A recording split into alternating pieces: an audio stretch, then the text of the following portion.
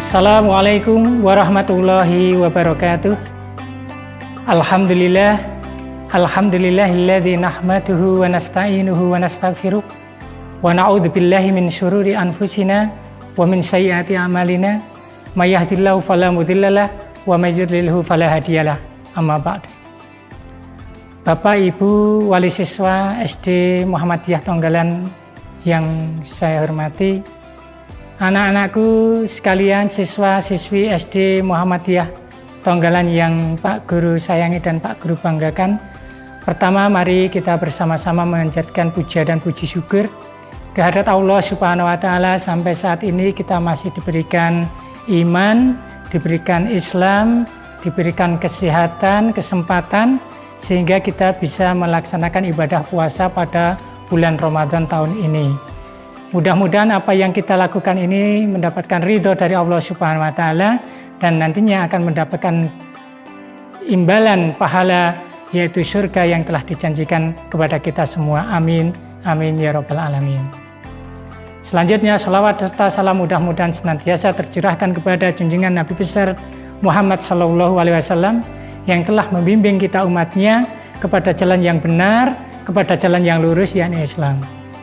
Bapak Ibu wali siswa siswi SD Muhammadiyah Tonggalan yang dirahmati Allah Subhanahu wa Ta'ala, serta anak-anakku sekalian yang Pak Guru sayangi dan Pak Guru banggakan.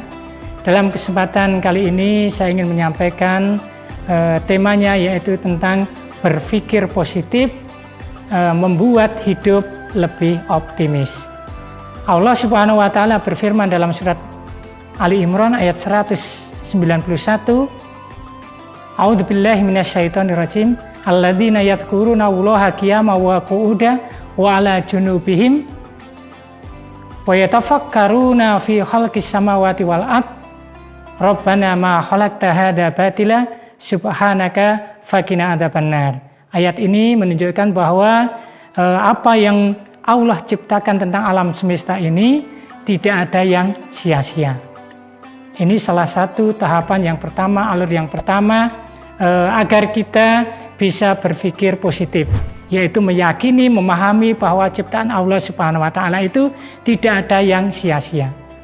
Selanjutnya yang kedua adalah bahwa apa yang kita lakukan, perbuatan kita baik atau buruk itu ada akibatnya, ada konsekuensinya.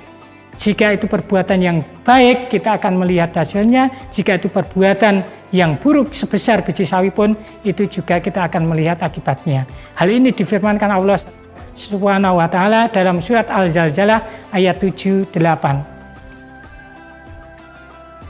Bapak Ibu wali siswa siswi SD Muhammadiyah Tonggalan yang dirahmati Allah, serta anak-anakku yang Pak Guru banggakan dan Pak Guru sayangi.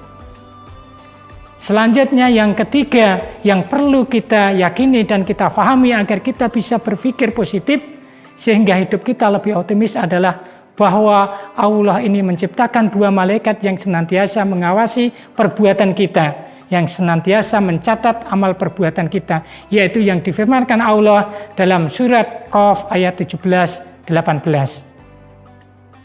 Kedua malaikat ini senantiasa taat kepada Allah Subhanahu wa Ta'ala dan akan melaporkan perbuatan amal manusia. Selanjutnya yang keempat adalah bahwa apa yang terjadi pada kita, baik itu sesuatu yang menyenangkan ataupun sesuatu yang tidak menyenangkan, maka perintah Allah agar kita senantiasa bersyukur atas nikmat yang telah kita terima dan kita bersabar atas segala sesuatu yang tidak menyenangkan yang menimpa pada kita. Ini adalah suatu sikap orang yang beriman. Ada dua kisah teladan yang bisa kita tiru, yang bisa kita teladani tentang bagaimana cara bersyukur dan bersabar ini. Yang pertama adalah kisah Nabi Nuh alaihissalam. Nabi Nuh alaihissalam hampir sepanjang hidupnya senantiasa mendapatkan ujian. Tetapi Nabi Nuh alaihissalam mendapatkan predikat hamba yang pandai bersyukur. Kenapa bisa dalam hidupnya senantiasa mendapatkan ujian, tetapi beliau predikatnya adalah orang yang pandai bersyukur. Ini tidak bisa dilaksanakan kecuali beliau berpikiran positif dan berwawasan berilmu yang luas. Selanjutnya teladan yang bisa kita tiru, kita teladani adalah kisah Nabi Ayub alaihissalam, di mana beliau juga hampir sepanjang hidupnya senantiasa mendapatkan ujian, tetapi beliau mampu bersabar. Dua sikap syukur dan sabar ini sehingga kita bisa menjalani hidup ini akan lebih optimis. Karena baik sesuatu yang menyenangkan maupun sesuatu yang tidak menyenangkan, dua-duanya adalah bisa mendatangkan keuntungan. Kita tidak perlu takut dizalimi orang lain, karena kita bisa mendapatkan pahala dia yang mendolimi, atau dosa kita akan terkurangi dan ditimpakan kepada orang yang mendolimi kita. Bapak Ibu wali siswa SD Muhammadiyah Tonggalan yang dirahmati Allah, serta anak-anakku yang Pak Guru sayangi dan Pak Guru banggakan, demikian yang bisa Pak Guru sampaikan. Mudah-mudahan sedikit ini bisa menambah keyakinan kita, menambah hikmah pelajaran yang bisa kita petik, kita jadikan ibrah pelajaran sehingga kita lebih bisa berpikir positif, bisa hidup kita lebih optimis, karena segala sesuatu yang terjadi pada kita, kedua-duanya bisa mendatangkan keuntungan. Bapak Ibu wali siswa siswi SD Muhammadiyah Tonggalan yang saya hormati, dan anak-anakku yang Pak Guru sayangi dan Pak Guru banggakan, demikian yang bisa Pak Guru sampaikan. Mudah-mudahan sedikit ini ada hikmahnya, ada manfaatnya. Kurang lebihnya saya mohon maaf. Billahi taufiq wal hidayah. Wassalamualaikum warahmatullahi wabarakatuh.